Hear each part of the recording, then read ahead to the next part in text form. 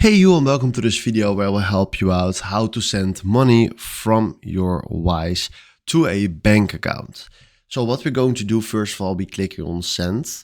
And it's also very important to know that you need to use your verified account on Wise, because otherwise it's very difficult to send money. So let's say we want to send money to, let's say the Netherlands, for example, and then we fill in right here 100 euros. Now, if you want to send money from your Wise wallet, you click right here on change, select Wise, and then you can select right here the amount of money that you want to send. I don't have any money standing on this account, so for me it's not possible, so I click right on order and do ideal.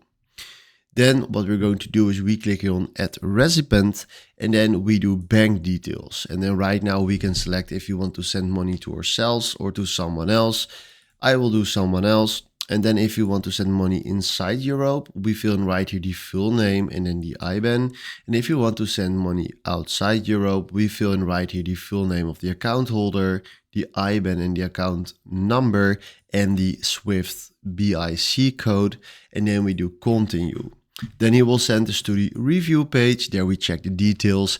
And then at pay right here, he showed us the payment that we did.